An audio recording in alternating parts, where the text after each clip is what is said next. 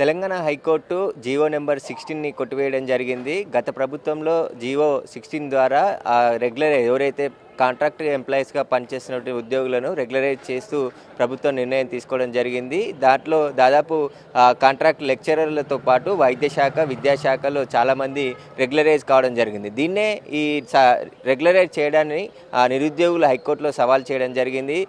ప్రభుత్వం నిబంధనలకు విరుద్ధంగా రెగ్యులరైజ్ చేసిందని చెప్పేసి కూడా నిరుద్యోగులు పిటిషన్ వేయడం జరిగింది. ఈ పిటిషన్ పైన ఈరోజు హైకోర్టు విచారణ జరిపి 16 జీవోని కొట్టివేయడం జరిగింది. ఎవరైతే రెగ్యులరైజ్ అయిన ఉద్యోగులు ఉన్నారో వాళ్ళు తిరిగి కాంట్రాక్ట్ ఉద్యోగులుగా పనిచేయాలని చెప్పేసి కూడా ఆర్డర్స్ ఇవ్వడం జరిగింది. దీనిపైనే గత ప్రభుత్వంలో ఎందుకంటే కాంట్రాక్ట్ వ్యవస్థ అనేది రద్దు చేసి కాంట్రాక్ట్కి సంబంధించిన ఉద్యోగులంతా కూడా రెగ్యులరైజ్ చేస్తామని చెప్పేసి గత ప్రభుత్వంలోనే హామీ ఇచ్చి దానికి అనుగుణంగానే రెగ్యులరైజ్ చేశారు. కానీ పెద్ద సంఖ్యలో నిరుద్యోగులు ఉన్నారు. కాంట్రాక్ట్ పద్ధతిలో పనిచేసే వారందరినీ కూడా రెగ్యులరైజ్ చేస్తే తమకు తీవ్ర అన్యాయం జరుగుతుందని చెప్పేసి ఆందోళన కూడా దిగడం జరిగింది. దీని ఆందోళనలోనే పిటిషన్లు వేశారు హైకోర్టులో.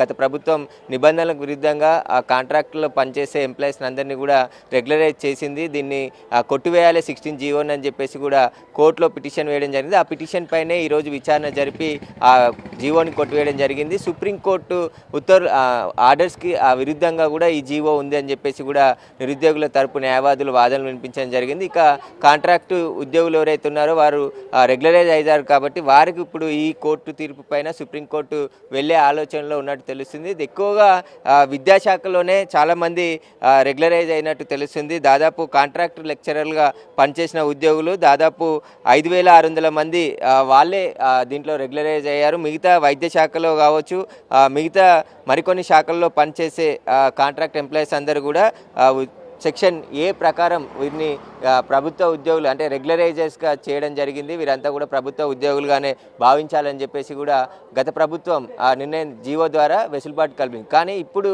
నిరుద్యోగులు వేసిన పిటిషన్ పైనే ఇప్పుడు హైకోర్టు 16 జీవోని కొట్టివేయడం జరిగింది. కాబట్టి ఖచ్చితంగా వీరంతా కూడా మళ్ళీ సుప్రీంకోర్టుకు వెళ్ళే అవకాశం కూడా కనబడుతుంది. ఎందుకంటే హైకోర్టు తీర్పును సవాల్ చేస్తూ సుప్రీంకోర్టుకు వెళ్ళే అవకాశం ఉంటుంది. కాబట్టి అక్కడికి వెళ్ళి తమ వాదనలు కూడా వినిపించే అవకాశం ఉంది. గత కొన్ని సంవత్సరాల నుంచి మేము కాంట్రాక్ట్ పద్ధతిలో పనిచేస్తున్నాం. గత ప్రభుత్వం హామీ మేరకే రెగ్యులరైజ్ చేసింది కాబట్టి మమ్మల్ని తిరిగి మళ్ళీ కాంట్రాక్ట్ పద్ధతిలో చేయాలంటే మేము ఖచ్చితంగా చెయ్యము అని చెప్పేసి కూడా వాళ్ళు చెప్పే అవకాశం కనబడుతుంది. ఇంకా పూర్తి స్థాయిలో ఉత్తర్వులు వచ్చిన తర్వాతే దీనికి సంబంధించిన పూర్తి ఉత్తర్వులు బయటకు వచ్చే అవకాశం కనబడుతుంది.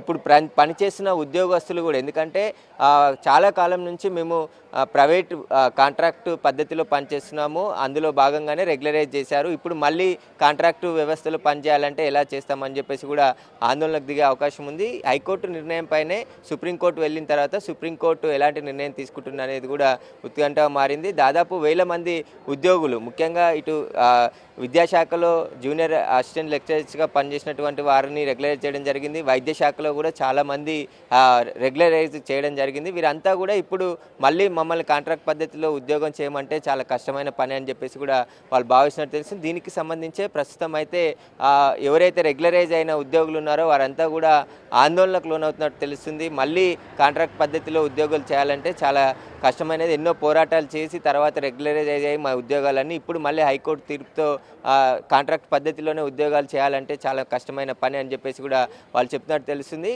హైకోర్టు ఇచ్చిన తీర్పు పైన ఖచ్చితంగా సుప్రీంకోర్టుకు వెళ్ళి సుప్రీంకోర్టులో సవాల్ చేస్తామని చెప్పేసి కూడా చెప్తున్నారు. గత ప్రభుత్వంలో ఈ 16 జీవోని ప్రత్యేకంగా తీసుకువచ్చి ఈ సెక్షన్ ఏ ప్రకారం వీళ్ళందరినీ రెగ్యులరైజ్ చేయడం జరిగింది. ఇదంతా కూడా రాజ్యాంగానికి విరుద్ధంగా గత ప్రభుత్వం తీసుకున్న నిర్ణయం అని చెప్పేసి కూడా నిరుద్యోగులు తరపున కోర్టులో వాదనలు వినిపించడం జరిగింది న్యాయవాదులు. దానికి సంబంధించే హైకోర్టు ఈరోజు ఆ జీవోని కొట్టివేయడం జరిగింది.